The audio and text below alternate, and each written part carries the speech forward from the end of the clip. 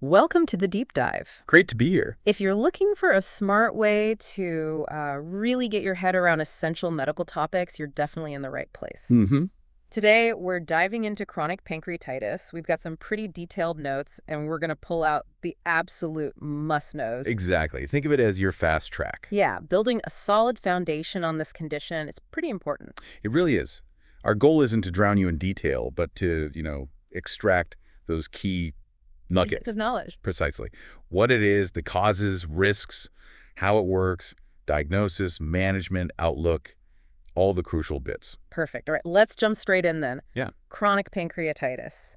What's the core definition we need to hold on to? Okay, so in simple terms, it's long-term inflammation of the pancreas, Long-term meaning. meaning it leads to permanent irreversible damage. Mm-hmm. And this damage hits both main jobs of the pancreas. Both jobs. Yeah, the exocrine side that's making digestive enzymes, and the endocrine side, which handles hormones, like insulin. Ah, okay. So it really messes with digestion and blood sugar control. A double whammy. That's a good way to put it. It disrupts quite a lot. And is there one main cause we should immediately think of? Definitely. Think A for alcohol. Excessive chronic alcohol consumption is the big one. Responsible for maybe 80% of cases. 80%? Wow. Yeah. And beyond the cause, it's known for causing really severe abdominal pain. Right. And honestly, it can be frustratingly difficult to diagnose and manage. Patients often face delays in getting answers. That sounds tough. Now, the notes mention different types, large duct and small duct pancreatitis. What's the key difference there for us? Good question. Okay, a simple way to think about it. Large often goes with male and calcification. Okay. So large duct type typically shows widened pancreatic ducts that don't function well, and you often see calcium deposits, calcifications. More common in men. Got it. And small duct? Small duct. Think sensitive to enzymes and maybe more common in women. Imaging might actually look normal. Oh, really? Yeah, which makes it trickier sometimes.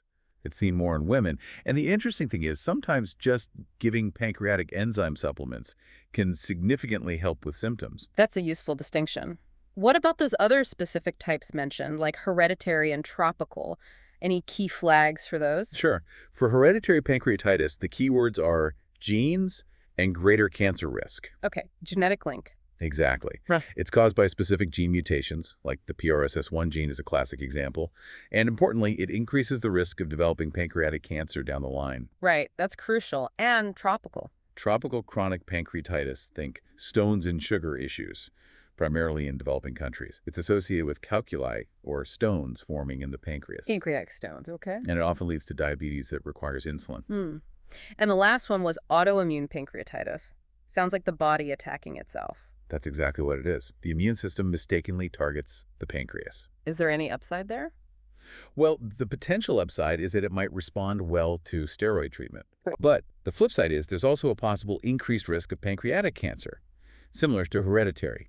We often talk about two types here, AACP or type 1, Okay. which is actually more common in places like Japan. And then there's IDCP, type 2. Got it. Now let's contrast this with acute pancreatitis. People hear pancreatitis and might mix them up. They both involve inflammation, right? They do, and that's a really critical distinction to make. Just clear in your mind. Okay.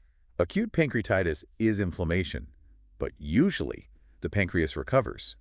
The damage is typically reversible. Right, temporary damage. Exactly.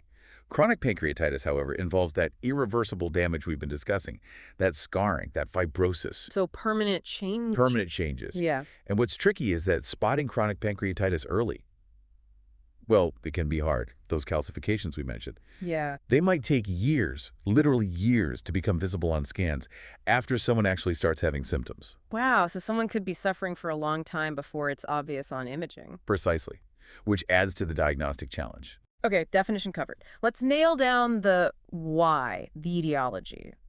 What are the main causes again? So circling back, number one, without a doubt, chronic alcohol abuse. Right. But don't stop there. Think GAO, G for genes, A for autoimmune, and O for obstruction. Obstruction like a blockage in the pancreatic ducts. Could be from a tumor, maybe gallstones causing problems, that sort of thing. And those subtypes we just discussed, like hereditary, they tie directly back to these causes, don't they? Absolutely. It reinforces those links. Understanding the underlying cause helps categorize the condition and think about the specific pathways involved. Makes sense. Okay, moving on to who's more likely to get this. What are the key risk factors? Well, the risk factors really echo the causes quite closely. Okay. So heavy chronic alcohol consumption is top of the list. Smoking is a big one too, and remember, it's considered an independent risk factor. Meaning, even without heavy drinking, smoking alone increases risk. That's right. Then you have genetic predisposition if it runs in the family. So family history matters. Definitely. A family history of pancreatitis. Mhm. Also, gallstones can be a risk factor, and high levels of triglycerides in the blood, hypertriglyceridemia. The notes also mention predisposing factors. Is that just another term for risk factors, or is there a nuance? They're very closely related, almost interchangeable here, but predisposing factors maybe adds a bit more context. Right. Like the statistic that in Western countries, something like 60 to 70% of chronic pancreatitis patients have that history of significant alcohol abuse. That's a stark number. It is. And genetically, specific gene abnormalities, like in GGT1, CFTR, the cystic fibrosis gene, and CUCYK1, can predispose someone. CFTR, so a link to cystic fibrosis. Well, mutations in that gene, yes. It highlights that it's often multifactorial. It's rarely just one single thing. It's a complex interplay of genes, environment, lifestyle, metabolic changes. Right, a combination of hits, maybe. Sort of, yeah. So what's actually going on inside the pancreas at the cell level, the pathophysiology? How does this damage happen? Okay, the core mechanism is this cycle of repeated inflammation. This leads to injury, cell death, and then the body tries to repair it, but does so by laying down scar tissue. That's fibrosis. Scarring instead of healthy tissue? Exactly. Yeah. This fibrosis replaces the functional pancreatic tissue, which is why the pancreas stops working properly over time. And that affects both the digestion and hormone functions we talked about. Precisely. You do reduced secretion of digestive enzymes, that's the exocrine failure, leading to malabsorption of nutrients. Right. Food isn't broken down properly. Correct. And at the microscopic level, several things are happening. You've got obstruction of the small ducts within the pancreas. Okay. You have pancreatic enzymes activating inside the pancreas itself when they should only be active in the gut. That causes autodigestion and damage. Ouch. Yeah. Plus, there are epigenetic changes, alterations in how genes are expressed, the direct toxic effects of alcohol metabolites, and increased oxidative stress. Think of it like cellular rust. All contributing to that fibrosis. Exactly. They all feed into this process of scarring and loss of function. With symptoms like severe pain and weight loss, it sounds like it could be mistaken for other things. What's on the differential diagnosis list? What else do doctors need to consider? Absolutely. This is crucial. You need a broad perspective. Think about other causes of abdominal pain. Like Gallbladder inflammation, acute cholecystitis, peptic ulcer disease, liver inflammation, acute hepatitis, even something really serious like an abdominal aortic aneurysm. okay, vascular causes too. Yes. Kidney infections, pyelonephritis, can sometimes present with upper abdominal pain. And of course, you need to rule out acute pancreatitis. Makes sense. Anything else? Interestingly, sometimes the cause isn't even in the abdomen. A heart attack, myocardial infarction, or pneumonia can occasionally refer pain that feels like it's in the upper abdomen. Wow, okay. So, keep a wide net. What if imaging does show calcification in the pancreas? Is that always chronic pancreatitis? It's a very strong sign, but not absolutely pathognomonic. You should also consider a few other possibilities for pancreatic calcification. Such as? Severe protein malnutrition can sometimes lead to it. Hereditary pancreatitis, which is a type of chronic pancreatitis, often features calcification. And also hyperparathyroidism, an overactive parathyroid gland problem that messes with calcium levels. Right, affecting calcium everywhere. Okay, let's shift to how common this is. What's the epidemiology in the UK? In the UK, we're looking at roughly 25 to 50 cases per 100,000 people. And is that number stable? Unfortunately, the rates seem to be rising. Any demographic trends? Yeah, it's definitely more common in males than females. The ratio is about 4 to 1 male to female. 4 times more common in men. Roughly, yes. Yep. And the typical age of onset is usually between 30 and 40 years old. So often hitting people relatively young in their working years. Exactly. Middle age, often. Now, presentation. How does someone with chronic pancreatitis typically show up? What are the key clinical features? The hallmark, the classic symptom, is persistent upper abdominal pain, often described as quite severe, maybe boring through to the back. All right, severe pain first. Yes. Along with that, nausea, vomiting, and unintentional weight loss are very common. Weight loss due to... Multiple factors: pain-reducing appetite, fear of eating because it triggers pain, and actual malabsorption. Right. As the disease progresses, you often see steatorrhea develop. Steatorrhea, that's the fatty stools. That's right. Pale, bulky, foul-smelling, difficult-to-flush stools. It's a sign the pancreas isn't producing enough enzymes to digest fat. And then later on, diabetes mellitus can develop as the insulin-producing cells get damaged. Is there a typical timeline for these symptoms appearing?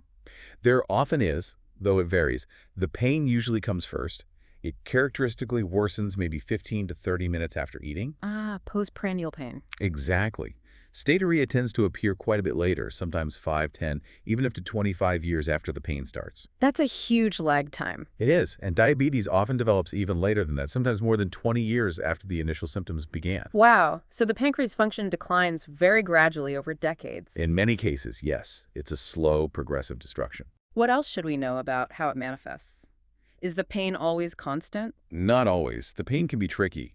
It might be episodic, coming in flares that last days or weeks, or it can become a continuous background pain. And generally severe. Often severe enough that patients require opiate pain relief, which brings its own challenges. Sure, dependence and side effects. Right. Other associated symptoms include decreased appetite, the malabsorption leading to weight loss and sometimes diarrhea, and even signs of protein deficiency like muscle wasting or swelling. And on examination, anything specific to find? Physical examination might be relatively normal, especially early on, but often there's tenderness when pressing on the upper abdomen. Okay, so given this variable presentation and long timeline, how do doctors actually investigate and confirm a diagnosis?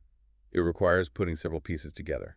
It's a combination of clinical suspicion, imaging, and function tests. So blood tests first. Usually, yes.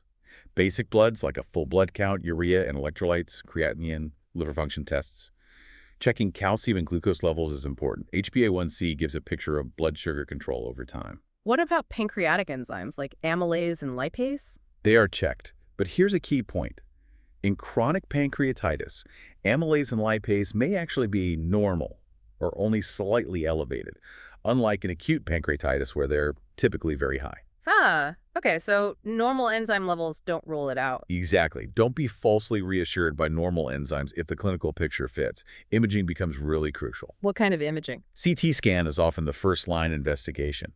It can show calcifications, duct dilation, atrophy of the pancreas. MRI is also very useful, especially MRCP, MRCP. magnetic resonance, cholangiopancreatography. It gives detailed pictures of the bile ducts and pancreatic ducts.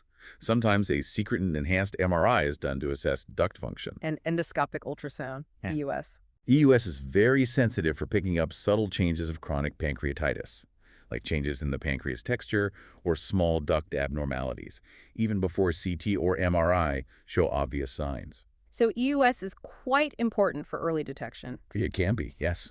Very useful. What about testing the function directly? I remember you mentioned enzyme issues. Right. The fecal elastase test is a common way to assess exocrine function. You measure the level of elastase, a pancreatic enzyme, in a stool sample.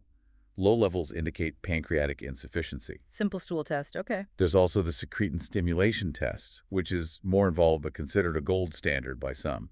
It directly measures the pancreas' ability to produce bicarbonate after stimulation. And ERCP, is that just for diagnosis? ERCP, endoscopic retrograde cholangiopancreatography, gives very detailed images of the ducts and allows for interventions like removing stones or placing stents in narrow ducts. It's more invasive, so it's often reserved for when therapy is planned, but it can be diagnostic too. Any other tests? Nutritional markers?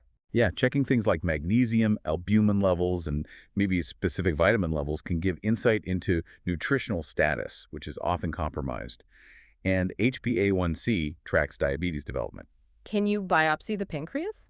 You can, but it's rarely done just for diagnosis because it carries risks, like bleeding or triggering acute pancreatitis. Usually the diagnosis is made based on the clinical picture, imaging, and function tests.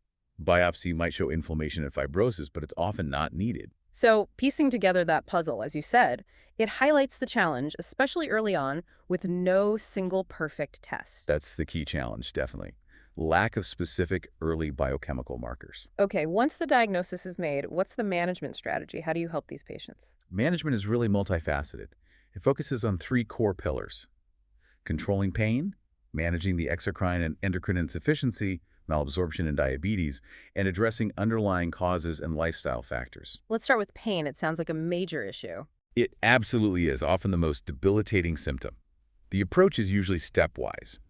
Start with simple analgesics like paracetamol, maybe NSAIDs if appropriate, but often patients need stronger medications. Like opioids. Yes, often progressing to weak opioids like codeine or tramadol, and then potentially strong opioids like morphine or fentanyl patches for severe chronic pain. Though obviously you have to be careful about dependence and side effects. Are there non-medication options for pain? Yes, interestingly, taking pancreatic enzyme supplements, P or POR, with meals can sometimes reduce pain, possibly by reducing pancreatic stimulation. Oh, that's interesting. Enzymes for pain relief. You can help some patients. If there are specific structural problems like narrow ducts, strictures, or stones blocking the ducts, then ERCP can be used therapeutically to dilate strictures or remove stones. Okay, endoscopic treatment. Exactly. For some patients with intractable pain, a celiac plexus block might be considered. It involves injecting anesthetic or neurolytic agents near the nerves that transmit pain from the pancreas. Is that permanent? Usually temporary relief, lasting weeks to months. And then for very severe persistent pain that doesn't respond to other measures, surgery might be an option. Surgery. What kind? It depends on the problem. If there are stones or strictures causing duct obstruction that can't be fixed endoscopically, surgical decompression might be done. Sometimes resection removing part of the pancreas is considered, like a Whipple procedure, pancreatoduodenectomy, though that's major surgery. Right. Okay, second pillar, managing malabsorption and nutrition. This is vital. The cornerstone here is pancreatic enzyme replacement therapy, Pyrita. Like Creon. Creon is a common brand name, yes. Huh. These capsules contain the digestive enzymes the patient's pancreas isn't making enough of. They need to be taken with meals and snacks. To help digest the food? Precisely, especially fats. Getting the dosing right can take some trial and error. Dietary advice is also key. What kind of diet? Typically, advice focuses on maintaining adequate calorie and protein intake. Yeah. Historically, very low-fat diets were recommended, but now the focus is more on adequate PERT dosing to allow for a more normal fat intake, which improves nutrition and quality of life. High protein is often encouraged. Small, frequent meals might be better tolerated than large ones. And managing the diabetes if it develops. Yes, that requires standard diabetes management, often including insulin therapy, as oral medications might not be sufficient when the insulin-producing cells are destroyed. Okay, and the third pillar, lifestyle. Absolutely crucial. Addressing the underlying cause if possible. The most important things are complete abstinence from alcohol. Complete abstinence, not just cutting back. For chronic pancreatitis, complete abstinence is strongly advised, as even small amounts can potentially trigger pain and further damage. Stopping smoking is equally important. Because smoking is an independent risk factor. Exactly. So supporting patients with alcohol and smoking cessation is paramount. Dietary changes we discussed. And managing potential opiate dependence carefully is also part of it. You mentioned surgery again for pain. Can we elaborate a bit more on those surgical options? Sure. Endoscopic ultrasound, EUS, isn't just diagnostic. It can be used therapeutically too, for example, to drain pseudocysts or guide nerve blocks. ERCP, as we said, for stones and strictures. If ERCP fails or isn't suitable for ductal obstruction, surgical drainage procedures, like connecting the pancreatic duct to the intestine, Poisteau or Frey procedure, might be done. To bypass the blockage. Essentially, yes. And pancreatic resection, like the Whipple or sometimes a distal pancreatectomy, removing the tail of the pancreas, is considered for severe pain, especially if the disease is localized to one part of the pancreas. But these are big operations with significant risks. Are there any newer approaches being explored? Yes, there are some interesting developments. One is total pancreatectomy with autologous islet cell transplantation. Oh, break that down. Okay, so you remove the entire pancreas, which cures the pain but causes severe diabetes. But before removing it, you isolate the patient's own insulin-producing islet cells. Their own cells. Yes, and then transplant those cells back into the patient, usually into the liver. The hope is these cells will engraft and produce enough insulin to prevent or lessen the severity of diabetes. Fascinating. Anything else? There's ongoing research into other pain management techniques, like radiofrequency ablation of nerves or even spinal cord stimulation for refractory chronic pain. Lots of options, but clearly complex management. So what's the overall outlook, the prognosis for someone with chronic pancreatitis? It's quite variable. Honestly, it really depends on the underlying cause, the severity of the damage, the presence of complications, and importantly, the patient's lifestyle choices moving forward. Like stopping alcohol and smoking. Exactly. Early diagnosis and comprehensive management, including those lifestyle changes, definitely lead to better outcomes. But it is a serious condition. Associated with increased mortality. Yes, unfortunately. Chronic pancreatitis is associated with increased morbidity and mortality compared to the general population. Factors linked to a poor prognosis include continued smoking, ongoing alcohol intake, and the development of complications like end-stage liver disease or pancreatic cancer. Are there any survival statistics? The figures vary, but generally the 10-year survival rate after diagnosis is around 70%, and this drops to maybe 45% at 20 years. So, a significant impact on lifespan. A significant impact, yes. And what kinds of complications can arise directly from the chronic pancreatitis itself? There's a fair list. Pancreatic pseudocysts are quite common. These are collections of fluid that can form near the pancreas. Do they need treatment? They might if they cause symptoms like pain, get infected, or press on nearby organs. Drainage, often endoscopically via EUS, might be needed. Okay, what else? Malnutrition and weight loss are almost inherent complications due to the malabsorption. Diabetes mellitus, as we've discussed, often develops eventually, bringing its own set of potential long-term complications. And the cancer risk. Yes, there's a significantly increased risk of developing pancreatic cancer, particularly long-term. The chronic inflammation is thought to be the driver. That's a major concern. Absolutely. Duct obstruction can worsen things. Pancreatic insufficiency, the severe lack of enzymes, exacerbates the malabsorption. You can also see deficiencies in fat-soluble vitamins and sometimes cobalamin or vitamin B12 deficiency. Yeah. Less commonly, things like fluid around the lungs, pleural effusions, or bleeding in the gut can occur. Okay, quite a range of potential problems stemming from this. It really affects multiple systems. This has been incredibly thorough. We've really unpacked chronic pancreatitis. It's clear it's a complex, challenging condition with far-reaching effects. To try and summarize, what are the absolute key takeaways for our listeners? Okay, key takeaways. Remember, it's long-term, irreversible pancreatic inflammation and damage. Irreversible being key. Crucial. Strongly linked to chronic alcohol excess, but also genetics, autoimmune issues, obstructions. Smoking is a big independent risk factor. Right. It impacts both digestion, exocrine causing malabsorption, stearia, and hormone production, endocrine leading to diabetes. Severe pain is characteristic. Pain, malabsorption, diabetes. Exactly. Diagnosis can be tricky, often relying on imaging, Hmm. CT, MRI, US, and function tests, fecal elastase, as blood enzymes might be normal. Management is multi-pronged. Yes. Pain control, often needing opioids, enzyme replacement, P-E-R-A-T, managing diabetes, and absolute alcohol smoking cessation. The prognosis varies, but it does reduce life expectancy and carries risks like pancreatic cancer. Early intervention and lifestyle changes are vital. That's a brilliant summary. Hits all the high points. And just as a final thought to leave people with, perhaps something to mull over is the evolving understanding of that interplay between genes and environment. We're still learning exactly why some heavy drinkers get this and others don't, right? Absolutely. That genetic susceptibility interacting with environmental triggers like alcohol or smoking is a huge area of ongoing research. It's not just one thing. Food for thought indeed. Now, if you listening want to really solidify this knowledge and tackle other key medical topics for exams like the MSRA or just for your own learning, You should definitely check out pastthemsra.com. yes, pastthemsra.com, and there's also freemsra.com for great free resources too. Highly recommended. Packed with high-yield information. Perfect. Well, thank you so much for guiding us through that complex topic. My pleasure. And thank you all for joining us on the deep dive.